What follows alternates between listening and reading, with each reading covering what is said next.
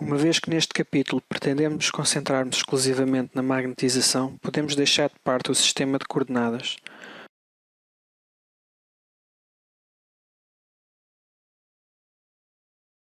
Temos dois tecidos A e B que têm tempos de relaxamento diferentes.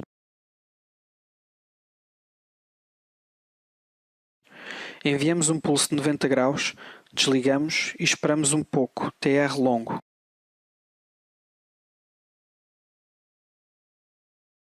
O termo TR será abordado posteriormente.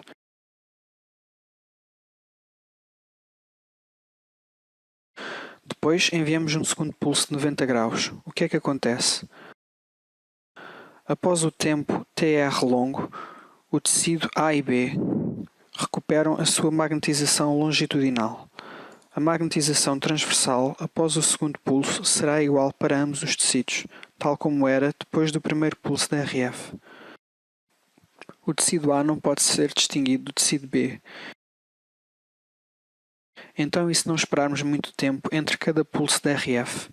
Vejamos, após o primeiro pulso estabelece uma magnetização transversal de tamanhos iguais em ambos os tecidos que decresce após o pulso ser desligado. Para TR curto, o tecido A recuperou mais da sua magnetização longitudinal que o tecido B. Quando o segundo pulso de 90 graus muda a magnetização longitudinal 90 graus, o vetor magnético transverso do tecido A é maior do que o tecido B. E quando este vetor A é maior, ficará mais próximo da nossa antena e, portanto, o sinal será mais forte que o vetor B. A diferença na intensidade de sinal nesta experiência depende da diferença de magnetização longitudinal, e isto significa que depende do T1 dos tecidos.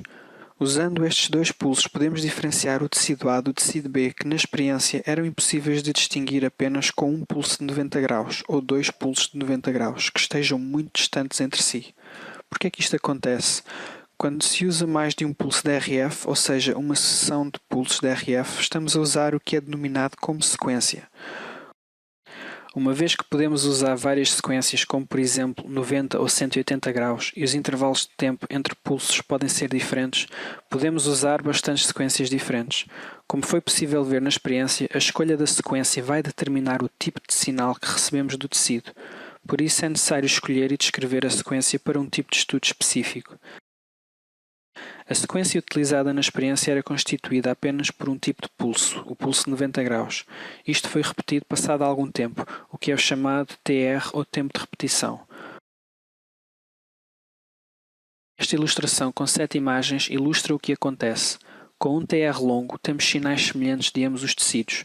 Ambos apareciam iguais na imagem da RM, uma vez que a magnetização transversal era a mesma para ambos os tecidos.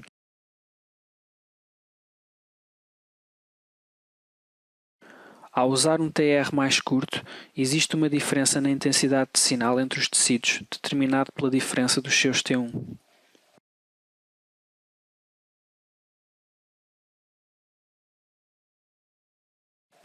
A imagem resultante é, portanto, uma imagem ponderada em T1. Isto significa que a diferença na intensidade de sinal naquela imagem, o contraste entre os tecidos, deve-se principalmente às suas diferenças de T1. No entanto, existe sempre mais que um parâmetro a influenciar o contraste dos tecidos. No exemplo T1 é apenas o mais predominante.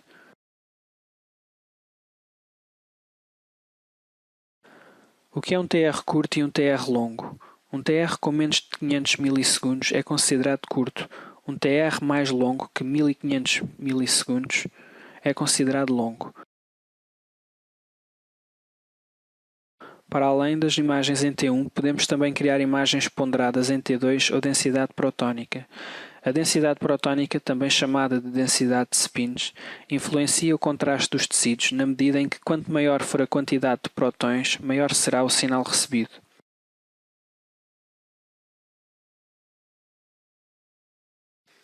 Resumindo, usando apenas sequências de pulso, podemos realçar certas características dos tecidos na imagem obtida. Ao escolhermos uma sequência de pulsos, o radiologista é análogo a um maestro na medida em que pode influenciar a aparência do som, ou seja, do sinal, ao fazer com que certos instrumentos ou parâmetros influenciem o som de forma mais acentuada que outros. No entanto, todos os instrumentos ou parâmetros têm o mesmo papel no som final, ou no sinal.